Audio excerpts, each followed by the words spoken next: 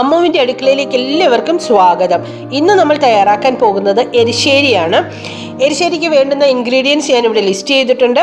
എരിശ്ശേരി തയ്യാറാക്കുന്നതിന് വേണ്ടി ആദ്യം നമുക്ക് കുറച്ച് വൻപയർ ഒന്ന് കുതിർത്തെടുക്കണം. ഞാനിവിടെ 1/2 കപ്പ് വൻപയർ ഓവർനൈറ്റ് ഒന്ന് കുതിർത്തെടുത്തിട്ടുണ്ട്. ഓവർനൈറ്റ് കുതിർത്തെടുത്തുകൊണ്ടാന്ന് തോന്നുന്നു. കുക്ക് ചെയ്യാനെടുത്തപ്പോഴത്തേക്കും ഒരല്പം മുളയൊക്കെ വന്നിട്ടുണ്ട്.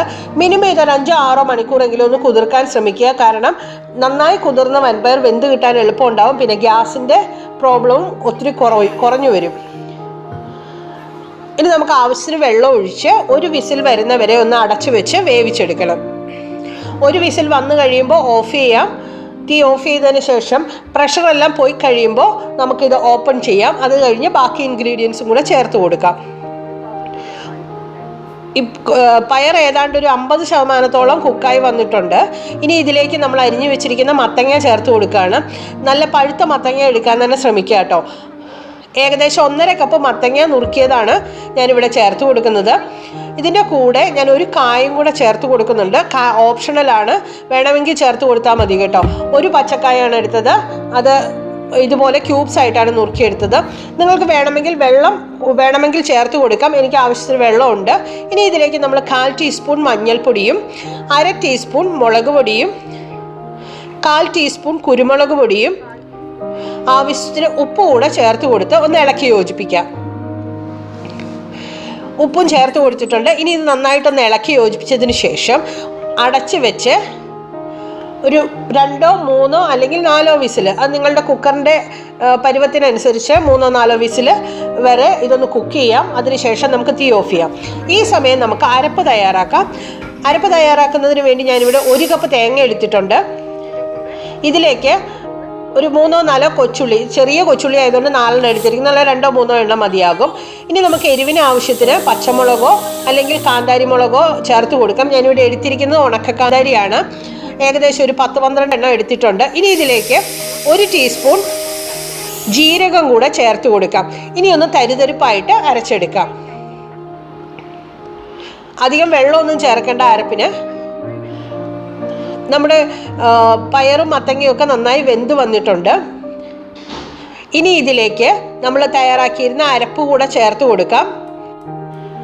ഈ സമയം നമുക്ക് തീ ഒന്ന് ഓൺ ചെയ്ത് മീഡിയം ടു ലോ ഫ്ലെയിമിലേക്ക് ആക്കി വെക്കണം. ഇനി നമ്മൾ അരച്ച് വെച്ചിരുന്ന മിക്സ് ചേർത്ത് കൊടുക്കുകയാണ്. അരപ്പ് ചേർത്ത് കൊടുത്തതിന് ശേഷം നന്നായി ഇളക്കി യോജിപ്പിക്കുക. അധിക സമയമൊന്നും പിന്നെ കുക്ക് ചെയ്യേണ്ട കാര്യമില്ല. അരപ്പൊന്ന് ജസ്റ്റ് വെന്ത് കിട്ടിയാൽ മതി. അപ്പം ഒന്ന് ഇളക്കി യോജിപ്പിച്ച് കഴിയുമ്പോഴത്തേക്കും അത് കുക്കായിക്കോളും. ഒന്ന് തിള വന്നാൽ മതി. ഈ സമയം ഉപ്പൊക്കെ ഒന്ന് നമുക്ക് നോക്കാം. ഇത്രയും ലൂസായിട്ട് ഇരുന്നാൽ മതി. ഇനിയും വെള്ളം കൂടിപ്പോയി തോന്നുവാണെങ്കിൽ 2-3 മിനിറ്റ് ഒന്ന് വെള്ളം വറ്റിച്ചെടുക്കണം കേട്ടോ.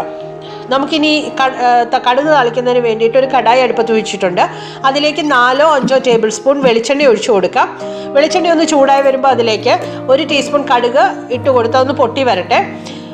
നമ്മൾ കൂടുതൽ വെളിച്ചെണ്ണ ഒഴിച്ച് കൊടുക്കുന്നത് എന്തിനാണെന്ന് വെച്ചാൽ നമ്മൾ തേങ്ങ കൂടെ വറുത്തിടുന്നുണ്ട് ഇതിൻ്റെ കൂടെ.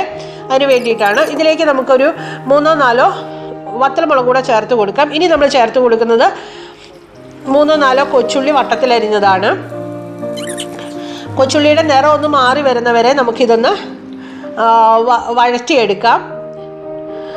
ഏകദേശം ഗോൾഡൻ ബ്രൗൺ നിറമായിട്ടുണ്ട്. ഇനി നമുക്കിതിലേക്ക് കറിവേപ്പില ചേർത്ത് കൊടുക്കാം. കറിവേപ്പിലയുടെ കൂടെ നമുക്ക് കുറച്ച് തേങ്ങ കൂടെ ചേർത്ത് കൊടുക്കാം. ഒരു 1/2 കപ്പ് തേങ്ങ ഞാനിവിടെ എടുത്തിട്ടുണ്ട്. ഇനി ഇതധികം കരിഞ്ഞു പോകാതെ ചെറു തീയിലിട്ട് തന്നെ നന്നായിട്ടൊന്ന് വറുത്തെടുക്കണം. നല്ല ക്രിസ്പി ആവുന്ന പരുവത്തിന് വറുത്തെടുക്കണം. ഒരു ഗോൾഡൻ ബ്രൗൺ നിറം വരുന്നവരെ നമുക്കിതൊന്ന് വറുത്തെടുക്കാം. തുടങ്ങിയിട്ടുണ്ട്. ഒരു യെല്ലോ ബ്രൗൺ കളറിലേക്ക് ഒരല്പം മഞ്ഞൾപ്പൊടിയും ഒരല്പം മുളക് പൊടിയും കൂടെ ചേർത്ത് കൊടുക്കാം. അത് നല്ലൊരു വാസന ഉണ്ടാവും കറിക്ക്. 1/4 ടീസ്പൂൺ മഞ്ഞൾപ്പൊടിയും 1/2 ടീസ്പൂൺ മുളക് പൊടിയും ഞാനിവിടെ ചേർത്ത് കൊടുത്തിട്ടുണ്ട്. ഇനി പൊടി കരിഞ്ഞു പോകാതെ ചെറു തീയിലിട്ട് തന്നെ ഫ്രൈ ചെയ്തെടുക്കണം. മഞ്ഞൾപ്പൊടിയുടെയും മുളക് പൊടിയുടെ ഒക്കെ പച്ചമണം മാറി നല്ലൊരു വാസന വരുന്നവരെ അതൊന്ന് വറുത്തെടുക്കാം. ഒട്ടും കരിഞ്ഞു പോകാതെ ശ്രദ്ധിക്കണം കേട്ടോ. നമ്മുടെ തേങ്ങ വറുത്തതെല്ലാം തയ്യാറായി കഴിഞ്ഞു. ഇനി നമുക്കിത് കറിയിലേക്ക് ചേർത്ത് കൊടുക്കാം. താളിച്ചത് കറിയിലേക്ക് ചേർത്ത് കൊടുത്തിട്ടുണ്ട്. ഇനി നന്നായി ഒന്ന് ഇളക്കി യോജിപ്പിക്കാം. താളിച്ചതെല്ലാം ചേർത്ത് കൊടുത്തതിന് ശേഷം ഇളക്കി യോജിപ്പിക്കുക. അതിനുശേഷം ഒരു 5 മിനിറ്റ് ഒന്ന് മൂടി വെച്ചതിന് ശേഷം സെർവ് ചെയ്യാനായിട്ട് എടുക്കാം. നമ്മുടെ എരിശ്ശേരി ഏതാണ്ട് തയ്യാറായി കഴിഞ്ഞു. നിങ്ങൾക്ക് എല്ലാവർക്കും ഇഷ്ടപ്പെട്ടെങ്കിൽ ഇതൊന്ന് ട്രൈ ചെയ്ത് നോക്കണം. നിങ്ങളുടെ അഭിപ്രായങ്ങളും നിർദ്ദേശങ്ങളും കമൻറ്റ് ബോക്സിൽ അറിയിക്കാവുന്നതും ഷെയർ ചെയ്യാനും മറക്കരുത്. ചാനൽ സബ്സ്ക്രൈബ് ചെയ്യാത്തവർ ആരെങ്കിലും ഇത് കാണുന്നുണ്ടെങ്കിൽ സബ്സ്ക്രൈബ് ചെയ്യാൻ മറക്കരുത്. Thank you for watching. നിങ്ങൾ ബെല്ലൈക്കൺ കൂടി ഒന്ന് പ്രസ് ചെയ്താൽ ഞാനിടുന്ന വീഡിയോസ് അപ്പോൾ നോട്ടിഫിക്കേഷൻസായി നിങ്ങൾക്ക് ലഭിക്കുന്നതാണ്.